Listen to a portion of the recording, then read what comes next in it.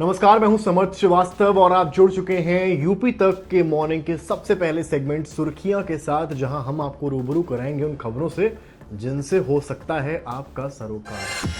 Season क्योंकि त्योहारों का है, नवरात्र चल रही है, आज अष्टमी है, दशहरा होगा, फिर दिवाली आ जाएगी, तो ऐसे में जो सब्जी की खपत है वो बहुत ज़्यादा बढ़ जाती है। पहली खबर जो हमारी है वो हमसे, आपसे, हर किसी से जुड़ी हुई है। आलू एक ऐसी चीज़ है जो लगभग हर सब्जी की शोभा ही बढ़ाता है, हर किचन की रौनक भी बढ़ाता है। लेकिन अगर आपको ये पता चले कि जो आलू आप मार्केट से ले रहे हैं वो मिलावटी आ रहा है तो कैसा रहेगा। कुछ ऐसा ही यूपी के तमाम ज़िलों में पाया जा रहा है। ये सीज़न नए आलू का है और नया आलू यूजुअली त्योहारी में सब्जियों में पड़ता है, जो लोग खाते हैं, पसंद करते हैं। लेकिन जो खाद्य विभाग है वो उसने एक पड़ताल की है और लगातार जो जांच की गई है उसमें नोएडा और ग्रेटर नोएडा साइड ही नहीं बल्कि यूपी के कई जिलों में जो आलू है, मिलावटी आलू बरामद किया गया। खबर यह है कि रंगे हुए 1 क्विंटल आलू नष्ट, 80 किलो के ऊपर किलो कुटू का आटा भी जब्त किया गया। यानी कि जो त्योहार से रिलेटेड या फिर व्रत से रिलेटेड सामान है उनमें मिलावट की खबरें आ रही हैं। खबर क्या है कि खाद्य सुरक्षा विभाग ने एक विशेष अभियान चलाया है और नोएडा, ग्रेटर नोएडा में लगभग 5 क्विंटल खाद्य पदार्थ जब्त किए गए हैं। साथ ही 100 किलो रंग लगे आलू भी नष्ट कराए गए हैं।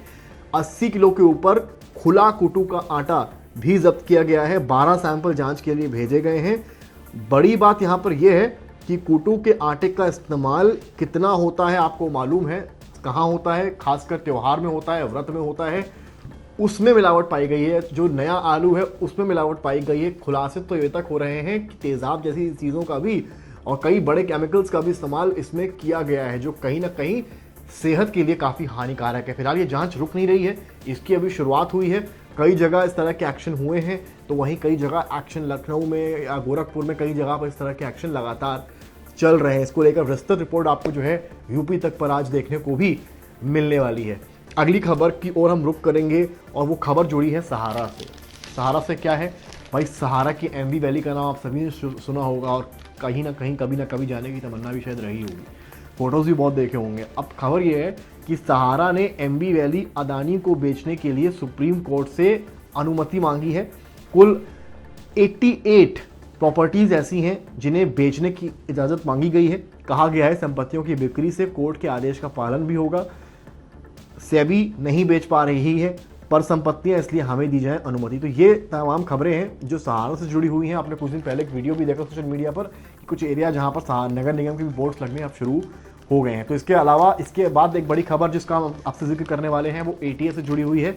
सरकार गिराने हिंदू धर्म गुरुओं की हत्या की साजिश रचने वाले 4 युवकों को एटीएस ने गिरफ्तार किया है। खबर है कि एटीएस की कार्रवाई हुई है। कट्टरपंथी पाकिस्तानी संगठनों से ये सभी प्रभावित थे। खबर क्या है, विवादित बयानों से सुर्खियों में रहने वाले हिंदू धर्मगुरुओं की हत्या की साजिश रचने वाले 4 युवकों को यूपी एटीएस ने गिरफ्तार किया है। सभी का हिंसात्मक जिहाद के माध्यम से सरकार को गिराने का मंसूबा था। चारों को सोमवार को एटीएस मुख्यालय तलब किया गया था। पूछताछ में उनके खतरनाक मंसूबों का पता चलने के बाद गिरफ्तार कर लिया गया है। चारों सुल्तानपुर, सोनभद्र, कानपुर और रामपुर के रहने वाले हैं। जो आईजी एटीएस है वो क्या कह रहे हैं, आइए ये भी समझ लेते हैं। आईजी एटीएस पीके गौतम ने कहा है कि खुफिया सूचना मिली थी कि यूपी के विभिन्न जिलों में रहने वाले कुछ लोग कट्टरपंथी पाकिस्तानी संगठनों से प्रभावित होकर हिंसात्मक जिहाद के माध्यम से चुनी हुई लोकतंत्र सरकार को गिराना चाहते हैं। हथियारों के बल पर शरिया कानून लागू करने की योजना बना रहे थे। फिलहाल अब इस पर रोक लग गई क्योंकि चारों की गिरफ्तारी हो गई। अगली बड़ी खबर बरेली से है। मौलाना तौकीर रजा को लेकर आप लगातार खबरें देख रहे हैं, सोशल मीडिया पर भी चर्चाएं चल रही हैं। हालांकि अच्छी खबर बरेली वालों के लिए ये है कि आज सुबह से इंटरनेट बहाल कर दिया गया है, यानी कि अब वो इंटरनेट यूज़ कर रहे थे। कल परसों व्यापारियों ने काफ़ी खेद जताया था कहीं ना कहीं, क्योंकि बिजनेस जो है वो डाउन हो रहा था। इंटरनेट एक तरह से किसी भी व्यापार की आज के दिन में रीढ़ है और वो रीढ़ ही कमज़ोर पड़ जाए तो मुश्किलें तो बढ़नी ही है। लेकिन पुलिस के सामने भी चैलेंज है कि लॉ एंड ऑर्डर को बनाए रखना है, तो शायद उस वक्त इंटरनेट बंद करना ज़रूरत थी, लेकिन अब बहाल कर दिया गया है। खबर है कि तौकीर के करीबी का बाजार सील हो गया है। बवाल के लगभग 29 और आरोपी जो हैं वो गिरफ्तार किए गए हैं। नाले पर कब्जा कर मार्केट बनाने का आरोप है। 70 के ऊपर जो दुकानें हैं वो बंद कर ली गई हैं।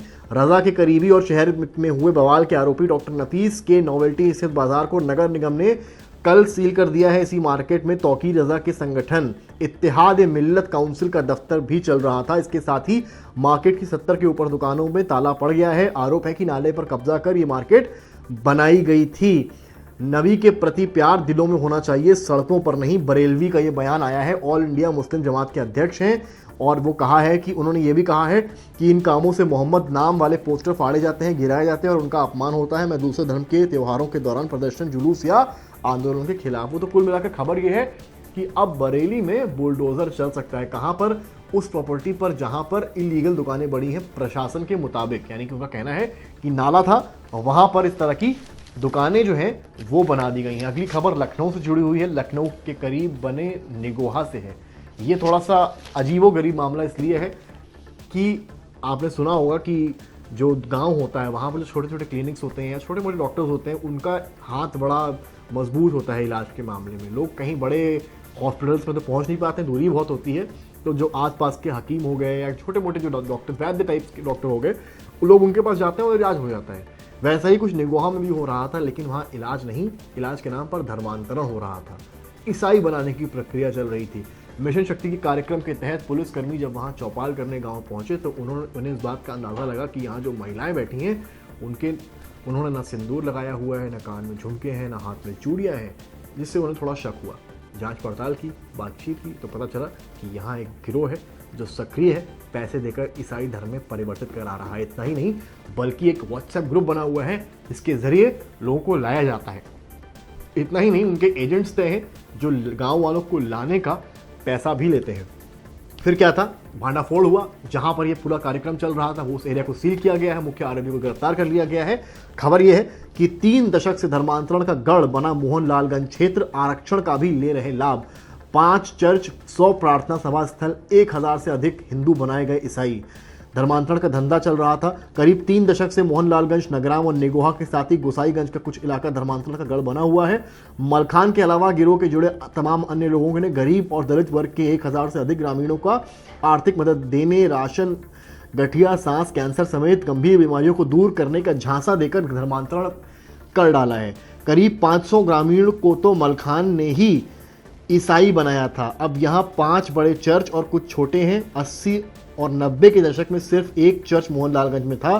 ग्रामीण इलाके से लेकर कस्बे में घरों के अंदर और खेत खलिहानों में 100 से अधिक प्रार्थना सभा स्थल बन चुके हैं। तो इसका भांडाफोड़ पुलिस ने किया है और पुलिस को ये लगता है कि ये केवल अभी शुरुआत है। ऐसे तमाम किस्से हैं जो अभी सामने आने बाकी हैं।